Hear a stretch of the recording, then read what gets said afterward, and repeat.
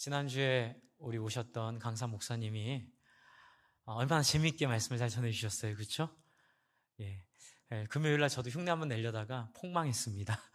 안 되더라고요. 사람은 자기 스타일대로 자기 생긴 대로 가야 돼요. 제가 제 아내한테 어떻게 나 재밌었어? 그랬더니 제 아내가 전혀 그냥 제 은사대로 하겠습니다. 저는 너무 좋았거든요. 강사 목사님의 그 다재다능하고, 근데 저는 감동받은 게 굉장히 중요한 포인트가 그 포인트예요. 뭐냐면 하나님을 위해, 성도들을 위해 할 수 있는 모든 걸 다하는 그 마음이었어요. 예, 자기가 유치하게 보여도, 자기가 좀 우습게 보여도, 어떻게 보면은 광대처럼, 그분이 서울대 성악과 출신이거든요. 이 성악을 전공하신 분인데, 성악을 자기가 했지만, 나 성악한 사람이야, 이렇게 안 하시고, 오페라 아리아 한 거 기억하세요? 네, 오페라 아리아 하셨어요, 중간에. 말씀 중간에 오페라 아리아 한 곡을 굉장히 재밌게 가사를 넣어서, 쉽지 않습니다. 성악한 사람들이 그렇게 하는 건요. 그렇게 해서라도 성도들이 이해만 할 수 있다면, 성도들이 깨달을 수만 있다면 자기는 뭐라도 하겠다고 저한테 얘기하시더라고요. 참, 이번에는 그 강사님이 저한테 큰 복이었던 것 같습니다. 또 재밌는 간증이 하나 있는데요.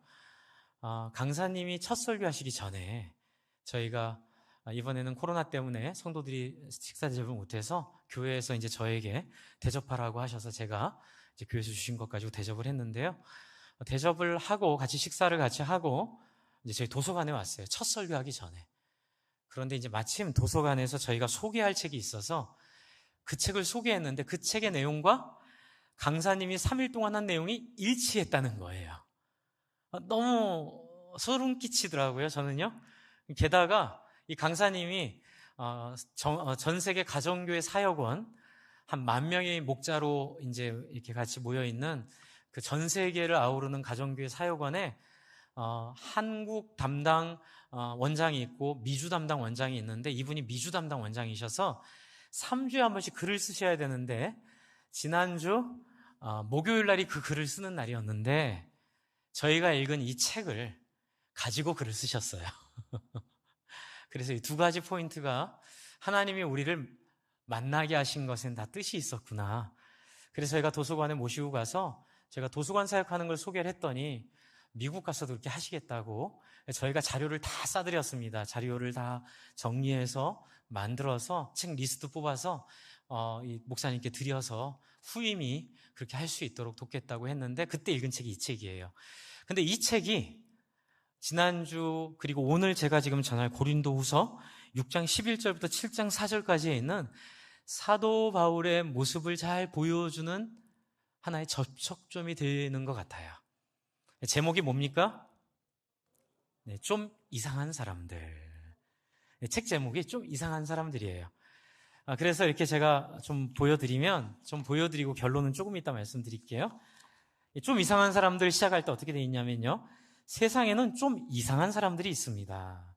근데 그 어떤 사람들이냐면요. 첫 번째, 이 사람들은 아주 작은 것에도 마음을 쓰는 사람들이에요. 그런데 어디에 마음을 써요? 나 아닌 다른 존재에게. 그래서 이 그림에는 개미 안 밟으려고 피해가는 사람들. 저는 이 부분에서 되게 감동을 받았어요. 한번 따라해 주실래요? 혼자라고 느끼는 이가 있다면 곧바로 알아채고, 좀 이상한 사람 중에는 또 혼자라고 주변에 느끼는 사람이 있으면 빨리 캐치해서 그 사람을 위로해 주는 사람. 자기 편이 졌을 때도 상대에게 축하의 박수를 보내줄 수 있는 사람. 좀 빨리 넘어갈게요. 다른 사람을 웃기기를 좋아하고 다른 사람을 즐겁게 해주는 사람. 그렇죠? 남에게 고마워할 줄 아는 사람. 사람들과 함께 어울릴 뿐만이 아니라 한번 따라해주세요. 이 다정한 사람은 항상 다른 길을 선택합니다. 세상과 다른 사람들이죠. 손을 잡는 걸 좋아하고 식물을 보살피는 재주가 있고요. 생명을 사랑하고요. 다른 사람들의 발자국을 하나하나 쫓아다녀요. 근데 이 사람은 누구예요? 한번 보세요, 나중에. 수상구조요원이에요. 그러니까 항상 사람들의 발자국을 쫓는 사람이에요. 다른 사람이 관심 있는 사람. 좀 이상하죠? 그게 누구죠? 네. 잘 봐드리겠습니다. 잘 봐주세요라고 인사하는 우리 같은 사람들이에요. 그런데 이제 결론이에요. 앞에 한번 보여주세요. 결론. 그 전장을 보여주십시오. 네. 그 전장을요? 이미 다 스포일러를 보여드렸네요. 누가 있죠? 어린아이가 3살, 4살 먹어 보이는 어린아이가 빗자루로 만든 말을 타고 놀아요, 지금. 그런데 이 아이를 그리는 화가가 나와요. 근데 이 화가는 누구냐면 눈을 크게 뜬 채로 꿈을 꾸는 사람이에요. 다음 장면 보여주세요. 그림을 그리는데 어떻게 그리죠, 이 아이를? 어떻게 그려요? 진짜 말을 탄 근사한 카우보이를 상상하면서 그리는 사람. 마치 사도 바울이 그런 것 같아요. 왜 그런지는 좀 이따 설명드릴게요. 이제 전체 그림 보여드릴게요. 아이를 보지만 그 아이의 현재 모습에 머무르지 않고 그 아이의 미래를 그려주는 사람. 그리고 그 다음 장도 있어요. 다른 이의 행복을 함께 기뻐하는 사람들인데 큰 사람과 작은 사람이 물고기를 낚았는데 큰 사람이 낚은 물고기는 어떨까요? 누가 누굴 지금 격려하고 있죠? 큰 사람이 작은 사람 격려하고 있죠. 다음 장 보여주세요. 큰 사람은 작은 물고기를 낚았고 작은 사람은 큰 물고기를 낚았어요. 전체 그림 보여주세요. 이게 결론이에요. 세상은 내가 큰 것을 낚았을 때 기뻐하지만 내가 작은 걸 낚고 옆에 사람이 큰 걸 낚았을 때도 격려하고 기뻐할 수 있는, 한번 따라해 주십시오. 다른 이의 행복을 함께 기뻐하는 사람들. 그게 좀 이상한 사람들이에요. 이게 기독교 도서는 아니에요. 그런데 하나님의 형상의 흔적이 우리 안에 있고 이런 흔적들이 이렇게 묘사되고 표현되고 있어요.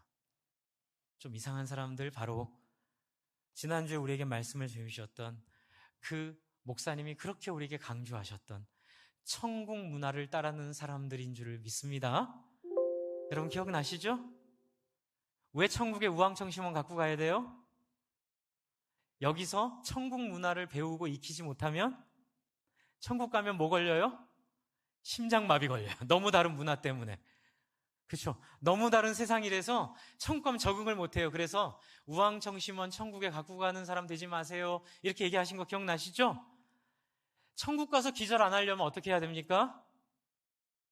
여기서 천국을 많이 연습하고 배우고 실습해보는 거, 그게 우왕청심원 먹지 않고 천국 가는 비결이라고 알려주셨어요. 기억하시죠? 네, 그래서 우리는 뭘 연습해야 될까요? 다시 한번 하겠습니다. 잘 봐드리겠습니다. 잘 봐주세요. 네, 지금 이 얘기를 오늘 고린도후서 6장 11절부터 7장 4절까지 사도 바울이 하고 있어요. 먼저 사도 바울은 잘 봐드리겠습니다 이렇게 얘기합니다. 그게 뭐냐면 7장 2절부터 4절까지 있는 내용이에요. 7장 2절부터 4절까지 뭐라고 얘기하는지 한번 볼게요. 사도 바울은 마음으로 우리를 영접하라. 그러면서 이렇게 얘기해요. 우리는 왜 우리를 영접해야 되냐면 내가 목사니까 이게 아니에요. 하나님이 이렇게 하라 그러셨으니까 그거 아니에요. 내가 너를 잘 봐주고 있기 때문에 그래. 내가 너를 사랑하고 있기 때문에 그래. 그래, 7장 2절 같이 한번 읽어볼게요. 시작. 마음으로 우리를 영접하라. 우리는 아무에게도 불의를 행하지 않고 아무에게도 해롭게 하지 않고 아무에게도 속여 빼앗은 일이 없노라. 3절 같이 읽을게요. 시작. 내가 이 말을 하는 것은 너희를 정죄하려고 하는 것이 아니라 내가 이전에 말하였거니와 너희가 우리 마음에 있어 함께 죽고 함께 살게 하고자 함이니라. 무슨 느낌이 드세요? 3절 너무 좋지 않아요? 뭐라고요? 내 진심을 좀 알아달라는 거예요. 이렇게 하는 이유가 있다는 거예요. 그런데 너희는 이런 이유를 잘 모를 수 있어요. 왜요? 세속에 빠져 살기 때문에. 세상에는 없는 모습이에요. 좀 이상한 사람들인 거예요. 세상의 눈으로 보면 이해할 수 없는 사람인 거예요. 그래서 사도 바울이 너무 간절하게 이 고린도 교인들을 향하여 그렇게 안 해도 되는데 너무 지나칠 정도로 배알도 없나? 속도 없나? 자존심은 어디다 갖다 버리고 왔지? 이렇게 생각될 정도로 사도 바울이 기고 있어요. 제가 이걸 준비하면서 얼마나 감동을 받았는지 몰라요. 여러분, 제가 말씀드렸죠. 이게 몇 번째 편지라고요? 사도 바울의 네 번째 편지예요. 첫 번째 편지는 없어요. 두 번째 편지는 고린도 전서예요. 세 번째 편지도 흔적만 있지 없어요. 네 번째 편지가 바로 이 고린도 후서인데, 고린도 전서와 후서를 잘 읽다 보면 저 같았으면 안녕히 계세요. 그동안 즐거웠습니다. 진즉에 고린도 전서 한 3장 전도에 진즉에 안녕 빠이빠이 그동안 행복했어요 했을 거예요. 그런데 사도 바울 온갖 오해와 온갖 비난과 온갖 음해를 다 겪고도 끝까지 포기하지 않고 뭐라 그러죠? 걱정하지 마. 너희가 나를 그렇게 공격하고 너희가 나를 그렇게 오해했어도 엘비스 프레슬리 You are always on my mind. 그쵸? 너는 항상 내 마음 가운데 있어. 여러분 그 노래 아세요? 얼마나 달콤한지 몰라요, 그 노래. 그쵸? 그런 노래를 사도 바울은 계속 부르고 있는 거예요. 상처받지 않는 거예요. 그 마음에 어려움이 없는 거예요.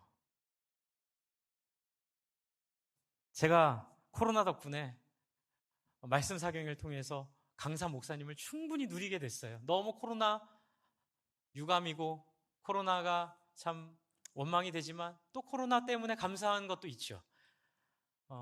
코로나 아니었으면 3일만 있다 가셨을 텐데 코로나 때문에 우리가 다른 날 모임을 못하고 정규 예배만 부흥회를 할 수 있으니까 수요일 날 오셔서 주일까지 계신 거예요.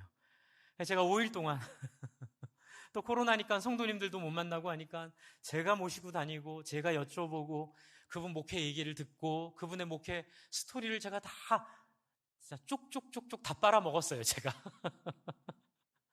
네, 바닥까지 다 긁어 먹었어요. 궁금한 거 다 물어보고 제 이야기도 다 드리고 상담도 하고 또 서로 축복도 하고 너무너무 영광스럽게 목사님을 누렸는데 그 누림의 핵심이 바로 뭐냐면 목사님이 그러시더라고요, 저한테. 목사님, 저는 상처받지 않아요. 네? 이제 이분이 뭐라고 저한테 얘기를 하셨냐면 당신이 교회를 20년 전에 올랜도 교회를 처음 갔더니 이분이 워낙 많이 얘기해서 많이 알려진 얘기예요. 올랜도 교회가 10년 동안 목사님을 7명을 바꾼 실력이 있는 교회예요. 그래서 성도들이 누구든지 오기만 해봐라. 그리고 와서 우리가 원하는 대로 안 하면 오래 못 있을 거야. 이런 마음들 갖고 계신 분들이 계셨던 교회인데 물론 여러분 교회가 다 그러진 않아요. 우리 교회도 안 그렇습니다. 그런데 이민교회 중에는 그런 좀 잘못된 문화가 형성된 교회들이 있어요. 저도 호주에 있어 보니까 그런 교회 참 어렵잖아요. 저 같으면 안 갑니다. 그런데 어떻게 가요? 자신도 없고 여러분같이 이렇게 웰컴해주고 환영해주니까 기쁨으로 사역을 하는데 어쨌든 그분은 그런 교회 가서 그분이 말씀 앞에 정말 정직하게 영혼구원과 제사 삼는 교회 심지어는 그런 소문도 있었어요. 이분이 교회 간판을 교체할 때에 올랜도 한인만 바꿨대요. 그리고 교회는 띄워버렸대요. 그래서 교인들이 아니 목사님 왜 교회를 바꾸지 않고 교회란 이름을 왜 저렇게 놔뒀습니까? 목사님이 재밌는 분이잖아요. 여러분 우리는 영혼구원에 힘쓰지 않기 때문에 아직 교회라는 이름 붙이기에는 하나님 좀 부끄럽습니다. 아직까지 우리는 올랜도 한인입니다. 전설입니다, 전설. 근데 제가 여쭤봤더니 그게 약간 좀 과장되고 좀 뻥튀기 된 부분도 있긴 했는데 어쨌든 그런 취지에서 목사님 목회를 하셨어요. 그랬더니 사람들이요 그랬대요. 오자마자 이렇게 목사님 재밌었죠? 재밌게 설교했더니 거룩하고 오랫동안 신앙생활, 신앙의 연륜이 오래되신 북한에서 내려오신 장로님들이 오셔서 한경도 사투리로 목사가 거룩하지 못하게 강단에서 세속적인 단어를 쓰고 강단에서 웃기니 우리로 말하면 알아서 나가주세요 이렇게 얘기하셨다는 거예요. 저는 거기서 긴장이 됐어요. 야, 그러면 목사님 얼마나 상처가 컸을까. 그때 목사님 반응이 너무 기억에 남는 거예요. 그래서 내가 어떻게 했는 줄 알아? 만두 빚었어. 아유, 장로님 잘 보셨네요. 제가 그렇게 경건하지 못한 목사고요. 제가 그렇게 부족한 목사인데 저 좀 사랑해 주시면 안 될까요? 그리고 저 갈 데 없어요. 여기서 쫓겨나면 저는 아무 데도 갈 데가 없어요. 저 좀 불쌍히 여겨주시고 이 부족한 목사 좀 참아주시고 이 부족한 목사 좀 사랑해 주세요. 그리고 대답하기 전에 식사하러 가시죠. 대답할 기회를 안 주고 제가 너무 놀란 거예요. 이야, 멘탈 최강. 저는 그게 제가 제일 힘든 부분이에요. 저는 자존심이 강해서 제가 늘 목회의 가장 어려운 부분이 우리 성도님들과 교제할 때에 약간 제 자존심이 탁 건드려지면 제가 제 안에 있는 어두움에 세력들이 올라오는 거를 옛날에는 많이 놓쳤는데 요즘은 많이 잡고 있는데 그래도 힘들거든요. 그래서 제가 그 위대한 영도력에 상처 안 받는 비결이 뭡니까? 라고 물어봤어요. 지금 여기 나오고 있는 7장 2절부터 4절까지 나오는 사도 바울의 모습이 그 모습이에요. 상처받지 않아요. 끄떡없어요. 내가 옛날에 이렇게 너희를 섬겼는데 너희가 어떻게 감히 나한테 그런 얘기 안 해요. 여러분, 고린도 교회는요, 사도 바울한테 정말로 잔인하게 했거든요. 다른 교회들은 사도 바울 도와주고 협력해줬는데 고린도 교인들은요, 인색하게 그지 없었어요. 그래서 10원 한 장을 사도 바울에게 협조를 안 했어요. 사도 바울이 전혀 상처받지 않아요. 내가 이래서 섬기지 뭐. 그래요. 사도 바울이 텐트 메이커를 한 게 이 고린도 교회 때문에 그런 거예요. 그리고 다른 데서는요, 섬기면 받았어요. 여러분, 많은 분들이 오해하시는데 사도 바울이 교회 섬기면 안 받았다고, 그거 아니에요. 사도 바울은요, 주는 데에서는 받았고 안 주는 데에서는 요구하지 않았어요. 얼마나 마음이 비교 안 되겠어요? 에베소 교회랑 고린도 교회 비교 안 되겠어요? 에베소 교회 가면 나를 좋아해 주는데 고린도 교회는 나를 오해하고 나를 비난하고 나를 욕하고, 그런데 사도 바울이 어떻게 해요? 만두 빚고 있는 거예요. 얘들아, 내 진심은 너희가 알지. 걱정하지 마. 너희가 그렇게 했다고 나 너희 미워하지 않아. 너희는 언제나 내 마음 가운데 있어. 한번 같이 해볼까요? 당신은 언제나 내 마음 가운데 있어요. 네, 세상에 이런 사람을 속도 배알도 없는 사람이라 그래요. 네, 바보라 그래요. 그러나 사도 바울은 그렇게 얘기해요. 그래서 제가 이 김인기 목사한테 여쭤봤어요. 그 위대한 상처 안 받는 영도력의 비결은 어디 있나요? 고린도 후서 5장을 한번 보실까요? 그 비결이 여기 나와요.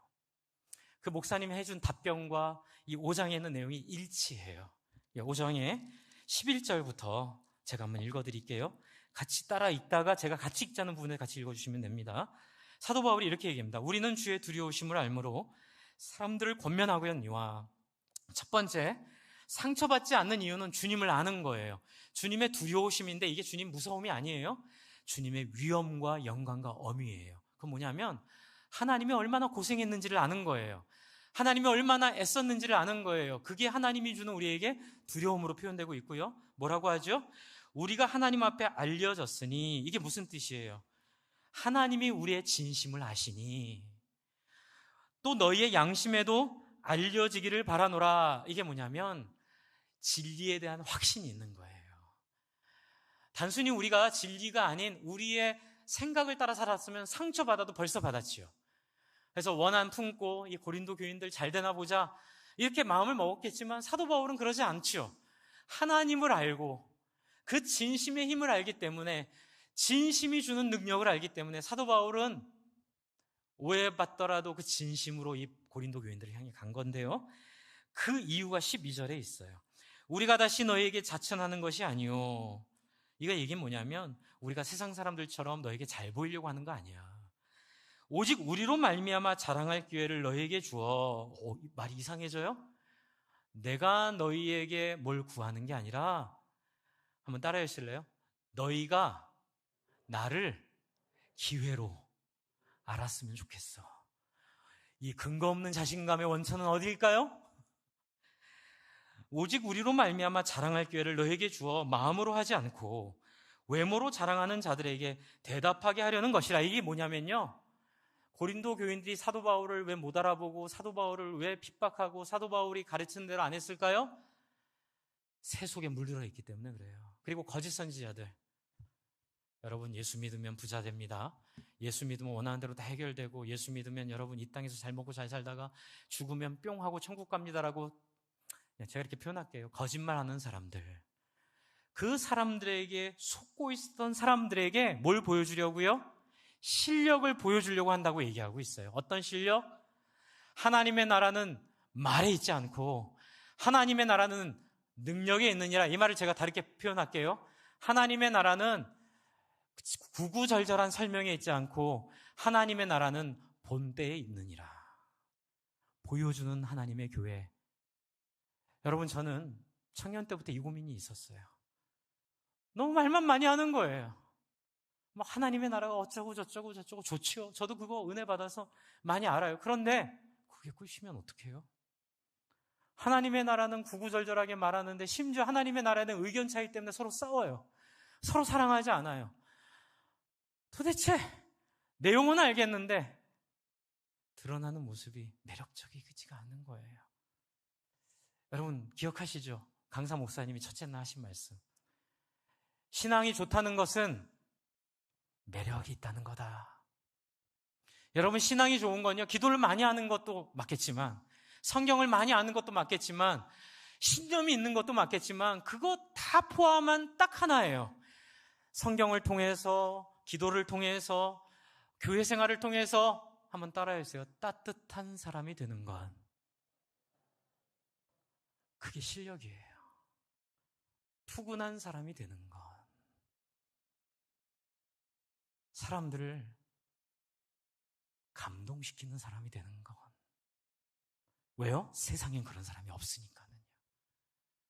세상은 다 실력으로 협박하고 실력으로 이기려고 하고 실력으로 결국 자기 실력을 쌓아서 다른 사람을 이용하려고 하지만 너희는 그렇지 아니하느니라. 하나님의 나라는 이와 같으니. 예수님이 하셨던 그 많은 비유처럼 세상은 알 수도 없고 이해할 수도 없는 새로운 나라, 새로운 세상, 어떻게 해요?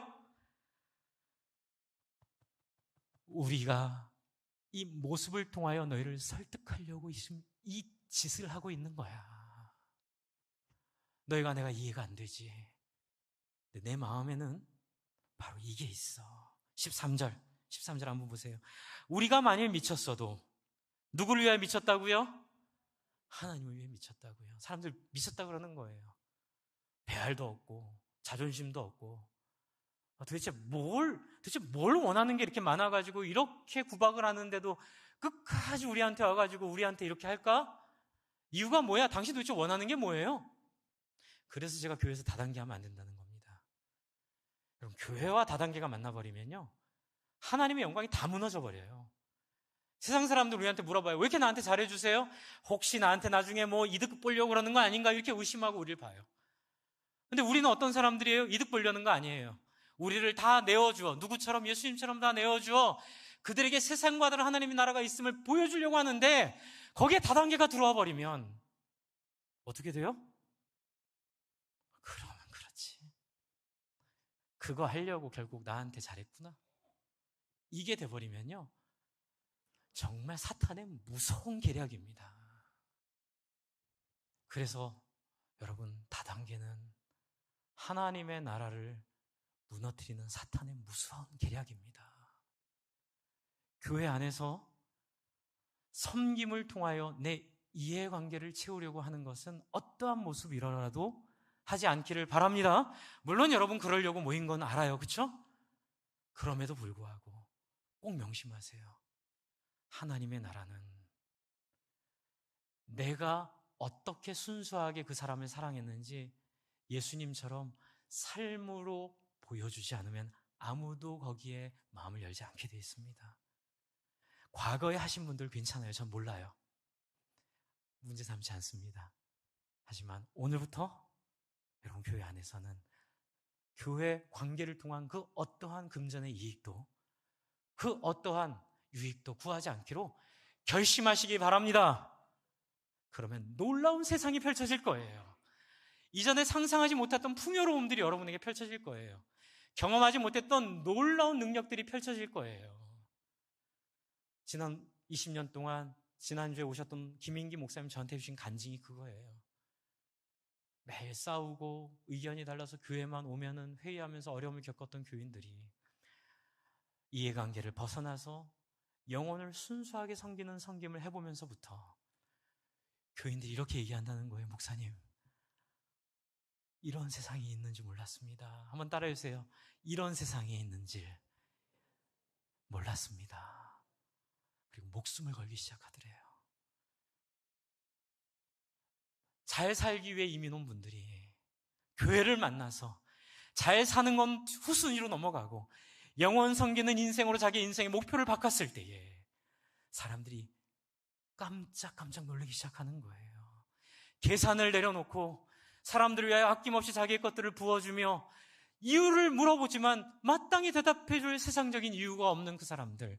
지금 사도 바울이 그 얘기하고 있는 거예요. 우리가 미쳤어도 하나님을 위한 것이요 정신이 온전하여도 너희를 위한 것이니 세상은 우리를 이해할 수 없다는 거예요. 14절 같이 한번 읽습니다. 14절입니다. 시작. 그리스도의 사랑이 우리를 강권하시는도다. 우리가 생각하건대 한 사람이 모든 사람을 대신하여 죽었은즉 모든 사람이 죽은 것이니라. 할렐루야. 여기 밑줄 쫙 그어놓으세요. 여러분, 사도 바울이 자존심을 상하지 않은 이유는, 사도 바울이 그럼에도 불구하고 이렇게 세상적인 이해관계로 계산으로는 사도 바울을 이해할 수 없는 이유는 이 하나 때문에 된 거예요. 뭐예요? 내가 받은 은혜가 크도다. 내가 받은 사랑이 크도다. 내가 죄인의 괴수였지만 나를 불쌍히 여기고 나를 긍휼히 여기사 내가 이전에 한 번도 경험해보지 못한 계산으로, 내가 한 번도 경험하지 못한 사랑으로 나를 용서해 주시고 사랑해 주시고 나를 위하여 자기 인생을 내어주신 예수 그리스도의 사랑을 통하여 내가 이 세상을 알게 되었다. 그 예수의 사랑은 뭐죠? 아낌없이 주는 사랑, 계산하지 않는 사랑. 한번 따라해 주실래요? 그 사람이 목적인 사랑. 세상은 그 사람을 통해서 뭘 하려고 하지만 예수님의 이 땅에 오셔서의 죽음과 부활은 나를 목적으로 하셨고, 다른 이유 없어요. 하나님 나라를 근사하게 만들려고 아니에요. 하나님의 나라를 영광스럽게 아니에요. 우리로 하나님을 찬양하게 하려고 맞는 얘기긴 한데 하나님은 그런데 목마르지 않으세요. 단지 뭐예요? 하나님의 형상으로 지어진 사람들이 행복할 수 있도록 하기 위해 할 수 있는 최선을 다하신 것. 여러분, 제가 지지난주에 말씀드렸던 하나님의 모습 기억나세요? 1장 24절에 우리 다시 한번 기억해 볼까요? 1장 24절로 한번 가볼게요. 고린도후서 1장 24절 같이 한번 읽습니다. 시작. 다 빨리 안 찾으셔도 됩니다. 기다리겠습니다. 같이 한번 읽습니다. 시작. 우리가 너희 믿음을 주관하려는 것이 아니요 오직 너희 기쁨을 돕는 자가 되려 함이니 이는 너희가 섰음이니라. 우리가 너희 믿음을 좌우하려는 게 아니고 우리가 너희를 섬기는 자가 되려고 하는 건데, 왜냐하면 예수님이 그렇게 하셨기 때문에 이렇게 얘기하고 있는 거예요. 여러분, 이런 거 경험해 본 적 있으세요?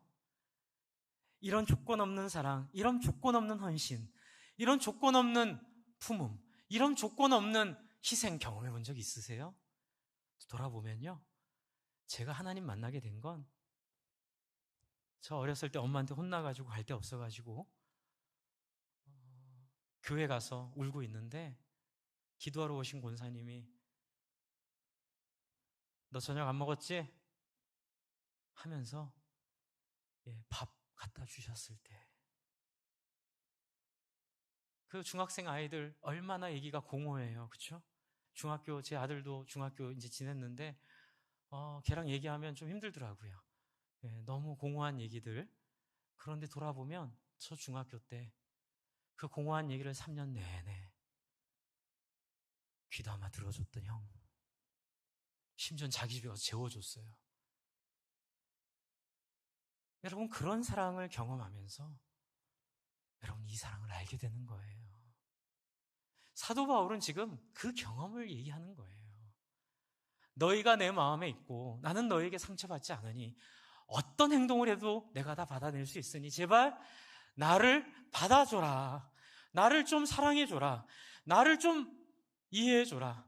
왜요? 오래 목회하려고 아니에요. 거기서 뭐 영광을 받으려고 아니에요. 그들이 예수 그리스도의 제자가 되게 하기 위해서예요. 그들이 참된 하나님의 백성이 되게 하기 위해서예요. 그래서 다시 돌아갈게요. 5장 15절로 돌아가시면 지금 그 이유를 계속 얘기하고 있죠. 15절, 고린도후서 5장 15절로 같이 돌아가면 어떻게 돼 있죠? 같이 한번 읽어볼까요? 15절 시작. 그가 모든 사람을 대신하여 죽으심은 살아있는 자들로 하여금 다시는, 다시 한번 절 따라해 주세요. 다시는, 네, 같이 읽습니다. 그들 자신을 위하여 살지 않고 오직 그들을 대신하여 죽었다가 다시 살아나신 이를 위하여 살게 하려 하심이니라. 여러분, 기독교의 처음과 끝이 여기 있습니다.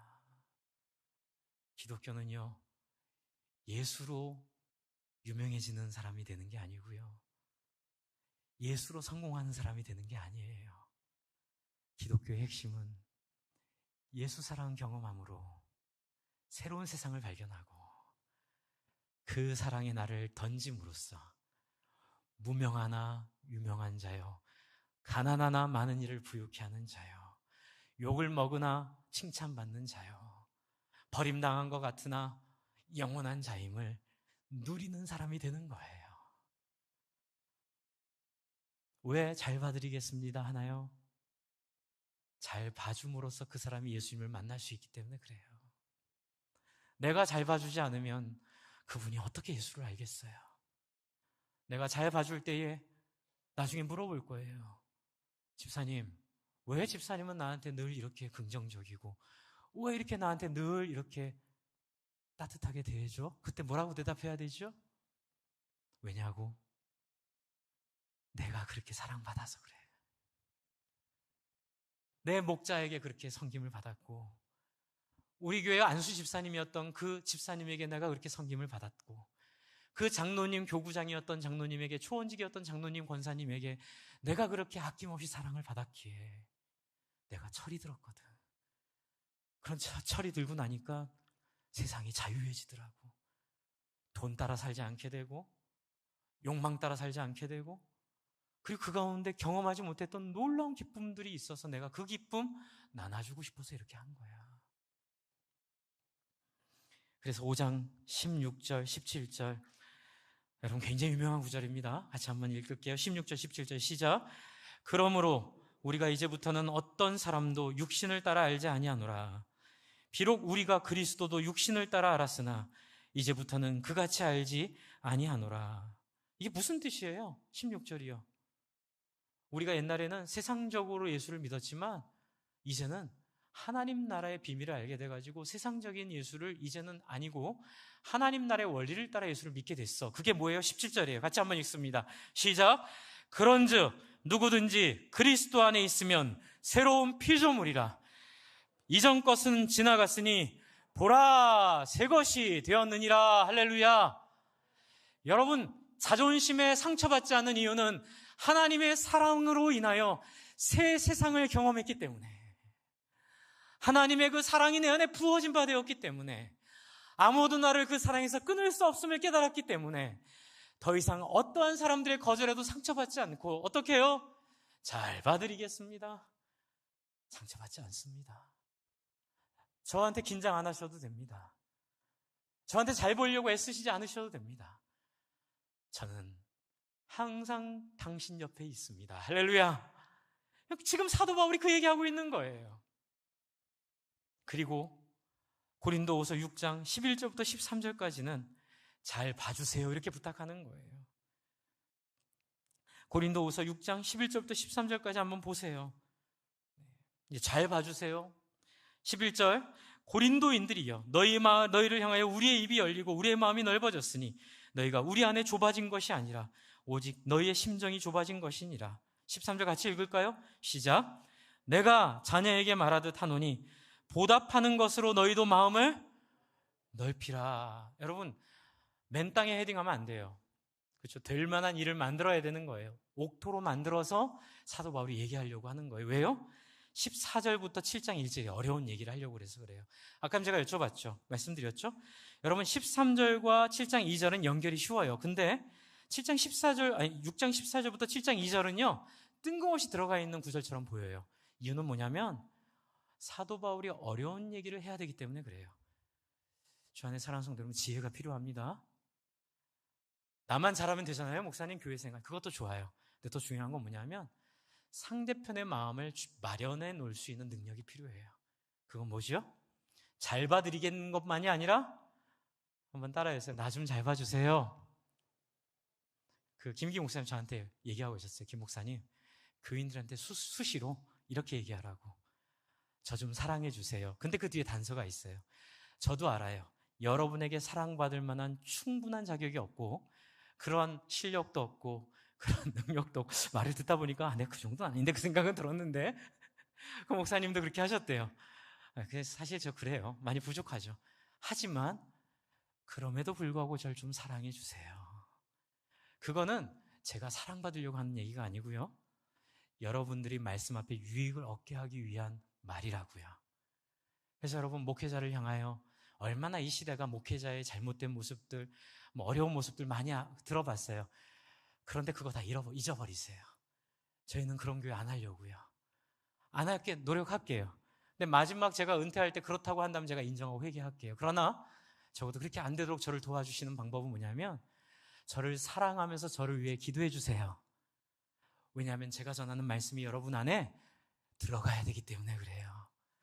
왜냐하면 신앙생활은 잘 봐드리고 잘 봐주는 게 단순히 세상처럼 그냥 편하게 지내기 위해서 하는 게 아니기 때문에 그래요. 많은 분들이 오해하세요.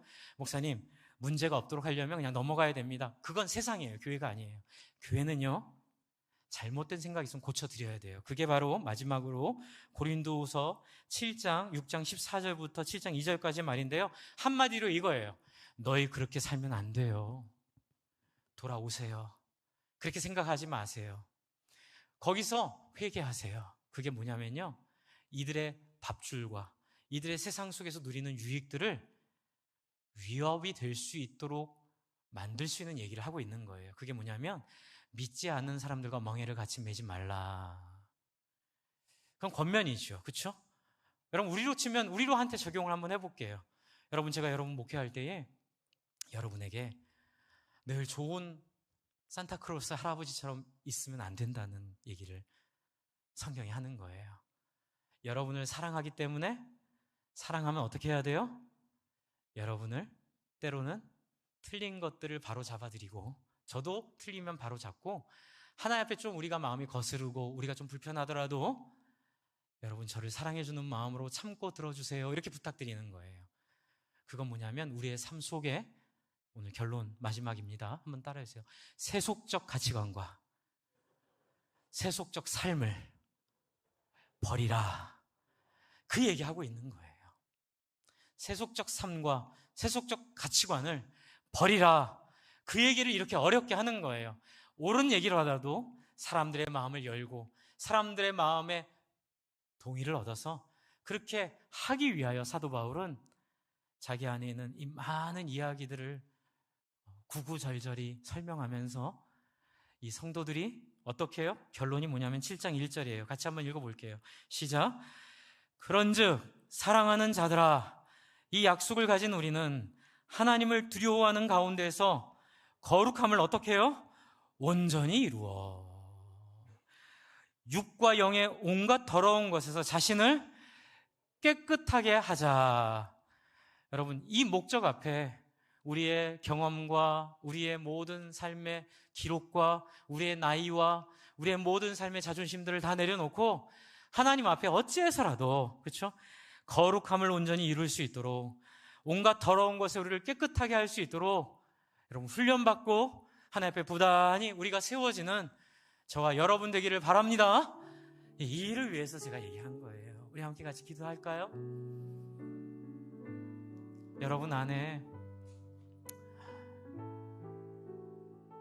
다른 사람에 대한 판단이 있을 것 알아요. 저도 있거든요.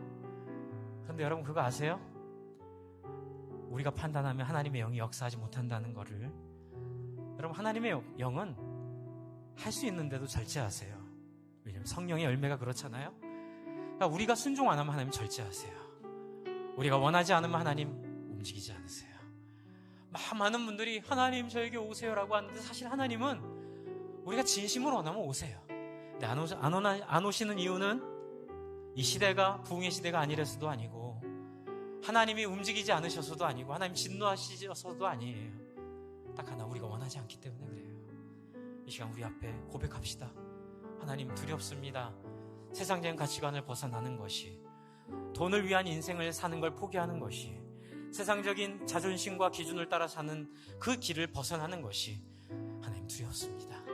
하나님 그러나 믿음으로 하나님께 기도합니다. 하나님 정말 한번 믿음으로 하나님의 뜻대로 살기를 바랍니다. 하나님 제 안에 오셔서 저에게 역사해 달라고 여러분 진심을 다하여 우리를 배려해 주시고 우리를 존중해 주시고 우리가 그 기도할 때까지 그 찢어지는 마음을 가지고 우리 앞에 통곡하며 기다리고 계신 하나님 앞에 좀 소원 한번 드려 봅시다. 하나님 제가 그렇게 살기를 원합니다. 하나님 제가 사도 바울처럼 그렇게 새로운 피조물로 하나님께 나아가기를 원합니다. 그렇게 하나님께 제 인생을 드리기를 원한다고 우리 한번 같이 한번 기도하겠습니다.